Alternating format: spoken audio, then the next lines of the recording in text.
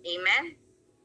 Sunod, He is true and faithful to His promises.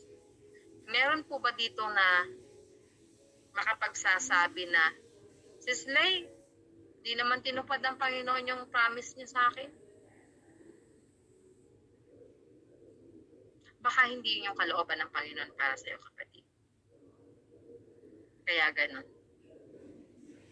Sis Lay, ang dami-dami ng mga pangako ng Panginoon na kiniklaim ko, kaya lang walang nangyayari.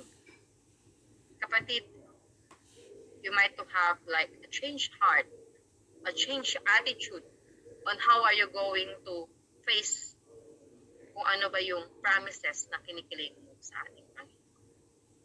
In Psalms 33:4, sabi doon, for the word of the Lord is right and true. He is faithful in all He does. Never po nagkamali ang salita ng ating Panginoon.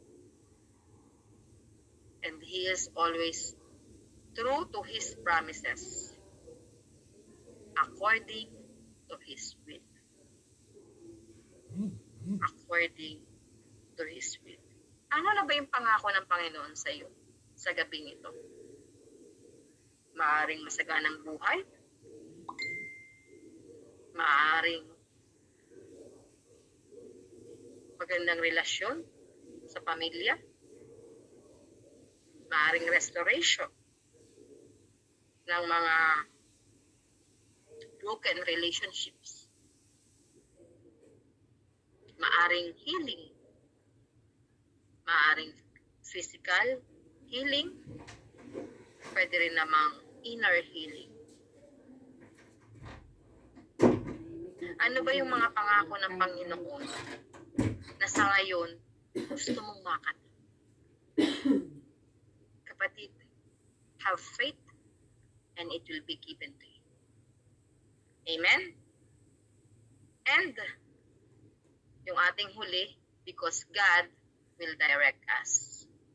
In Proverbs 3:5-6, memory verse ito ng lahat. To trust in the Lord with all your heart and lean not on your own understanding. In all your ways, submit to Him, and He will make your path straight. He will make your path straight. Napakaganda. Sa lahat ng promises, of course, may premise. At kapag sinusunod natin yung premise, nandun yung promise. To trust in the Lord because He will direct us. He will do things na kung saan we will be victorious, we will be successful, and we will give glory sa ating Panginoon dahil napagtagumpayan natin ang mga bagay na yun. Amen? Ang ating Panginoon ay hindi nagbabago noon, ngayon at magpakailanman. Kapag binao natin ang mga ito sa susunod na taon, for sure, yung attitude natin magbabago din. Yung pagiging negative thinker, papalitan niya ng Panginoon.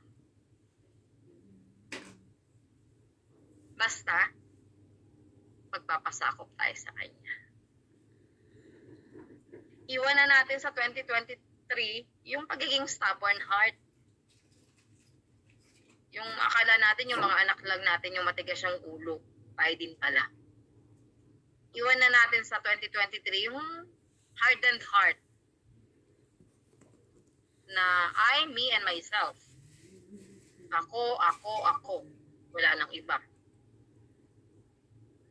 Pagpasok natin ng 2024, may new beginnings na naghihintay sa atin. And God will prosper us. Pangako ng Panginoon niya.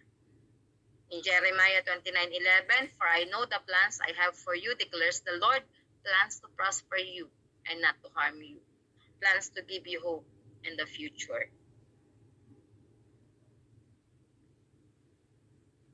May it be materially, but most especially spiritually. Maraming salamat sa Panginoon dahil pinili niyo ang oras na ito to listen to His Word. Dahil kaakibat niyan yung prosperous life na naghihintay sa atin.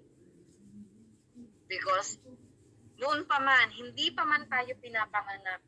Diba? Sabi ng salita ng Diyos, He knows. Nandun pa lang tayo sa sinapupunan ng ating mga magulang kung ano yung plano niya sa atin. And it is plans to prosper us, not to harm us.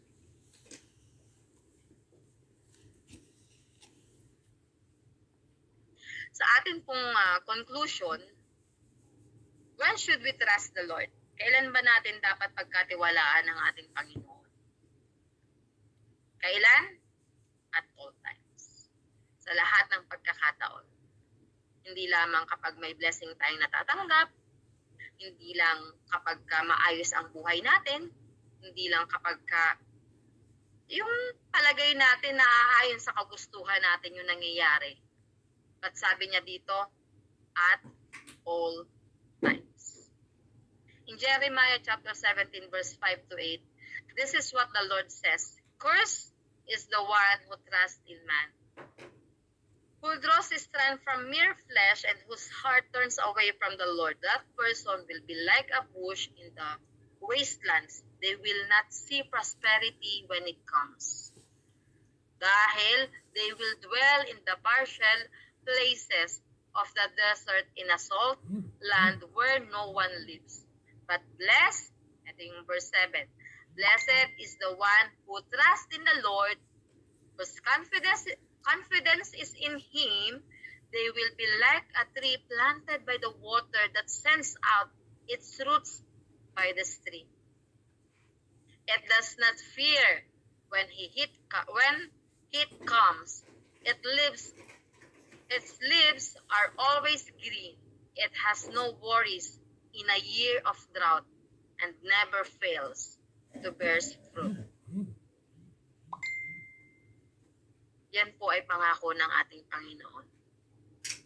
Blessed tayo when we dwell sa Kanyang presensya.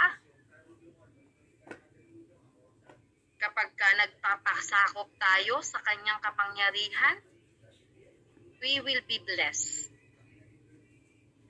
At kapag sumusunod tayo sa Kanyang kalooban. Sabi niya dito,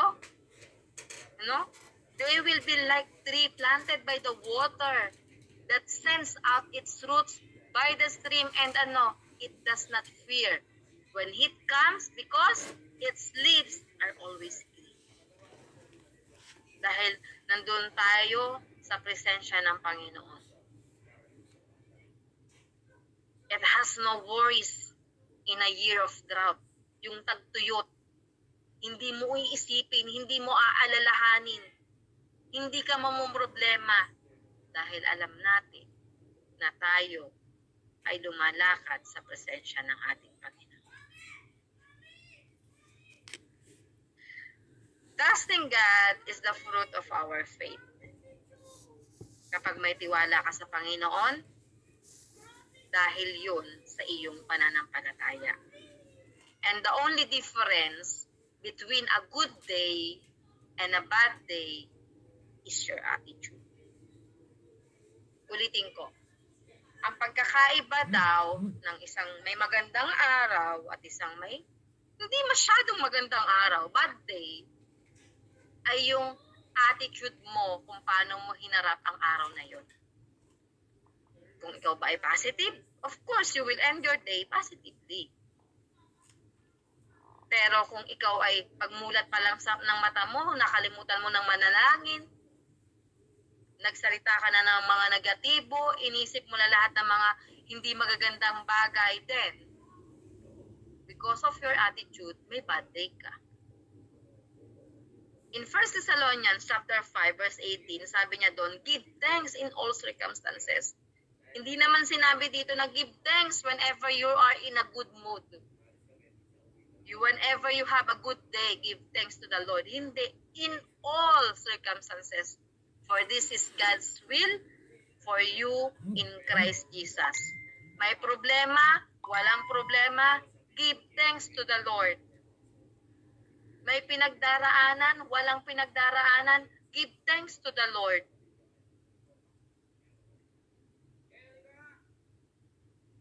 Your attitude determines your direction. Bakit? Kasi po, you cannot control what happens to you. Yung nangyari sa akin nung 16 years old ako, nung second year high school, college ako, hindi, wala akong control doon. Yung lumayas ako sa amin, in short. Kaya ako nakarating sa lola ko. But, sabi niya dito, you can control your attitude toward what's happened to you. I admit, nagalit ako sa tatay ko. Pero hindi na natili yun. Hindi na natili yun. And in that, you'll be mastering change rather than allowing it to master you, sabi ni Brian Tracy. Ulitin ko, you cannot control what happens to you today, kapatid. Anong kaya mong kontrolin? You can control your attitude toward what happens to you. Negatibo man yung nangyari sa'yo ngayong araw na to, diba? Hindi mo gusto kung ano nangyari sa'yo, kung anong meron ka, kung anong sitwasyon mo. But you can control your attitude.